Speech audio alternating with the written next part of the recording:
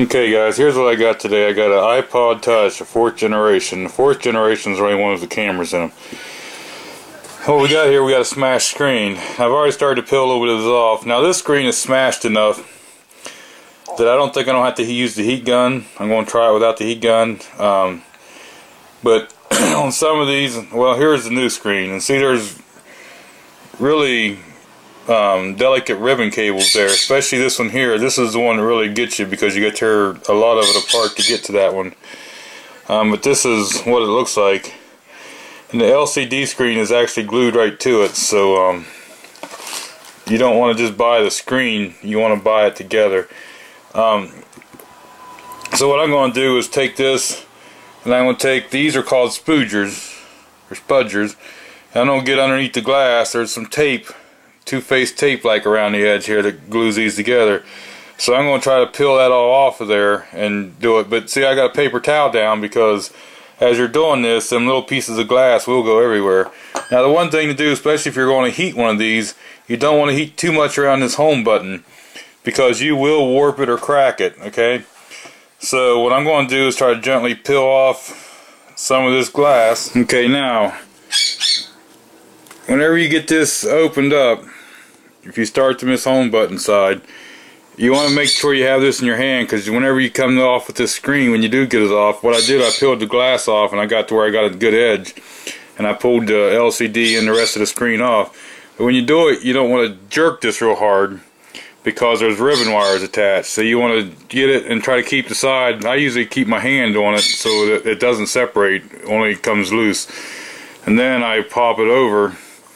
And this one came loose all by itself, but if you can see here, there's a push connection that fits right down in there. Now, this one come off by itself. Now, I got this ribbon cable here, okay, and as you can see right here, and that goes down into the bottom of this unit. So you got to take the screws out around here, and there's a screw here. But you got to take all them screws out of there, so you got to take the center plate out next. So I might just go ahead and cut this cable because the new one has it, and that way I'm not having two pieces to deal with and try to keep them together, only on the reassembly. There's also another thing, there's a lot of glue. It's actually two-faced tape, and you want to make sure you get all that off of here. Any chunks of glass, anything. It's clean, you got to make sure these are very clean, no chunks of glass or nothing, because whenever you put the new stuff back on it, if there's anything that'll hold it up and you go to push it back together, you're going to break it. So you got to take your time and get all this glue off and everything. And if you have to, you can warm it up a little bit, makes it come off easier.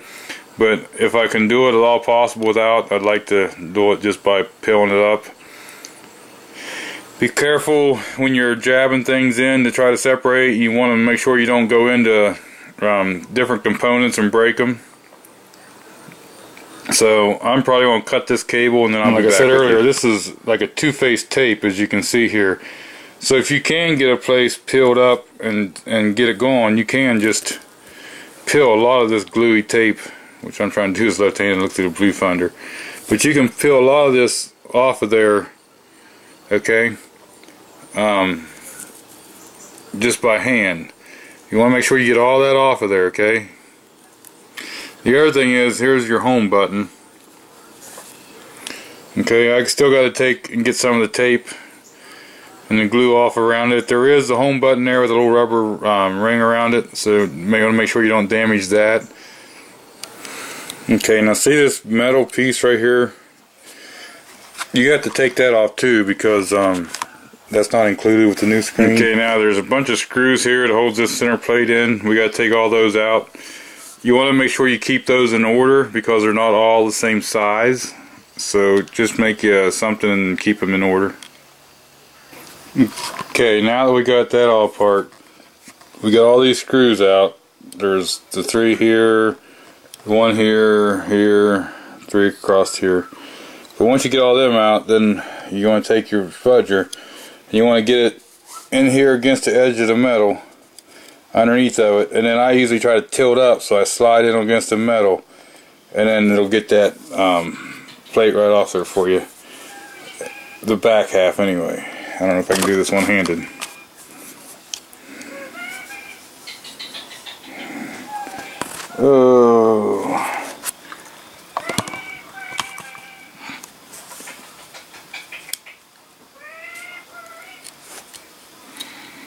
Okay.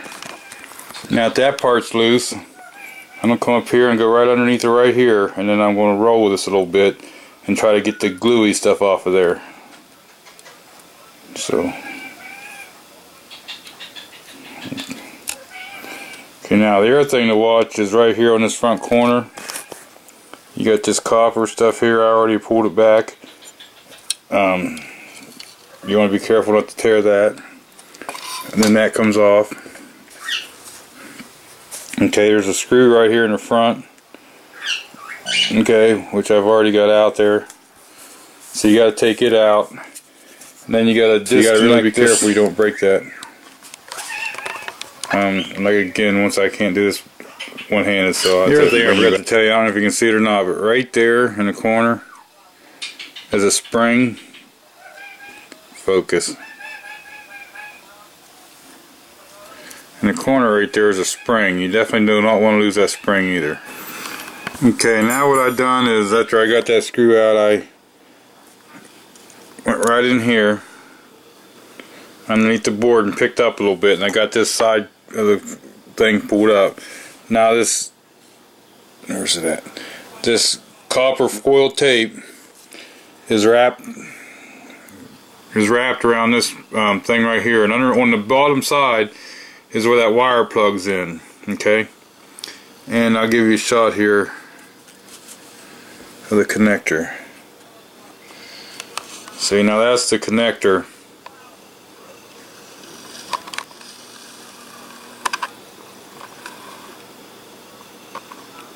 That's the connector right there. So you got to make sure that all them little pins line up. See, it's kind of like a fill thing. You got to kind of push it up in there, and you can't force it or you'll break it. And like I say, I took the copper foil off of it and stuck it on there, and there's also that little screen thing on the end, right there, and right at the end of the copper. That's got to come off too and get onto here. So now we're ready to pick this board up a little bit again. And when we pick that board up, I don't have to slide this up under there and make sure it fits up into the thing, and then we can start to reassemble once I get that connected. Okay, it's all put back together. Turn her on here.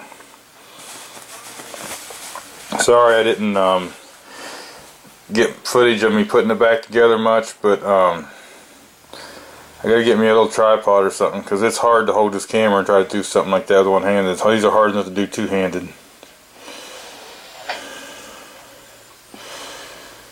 And then I gotta put this case on it.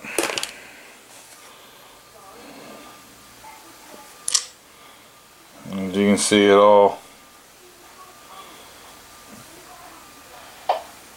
works.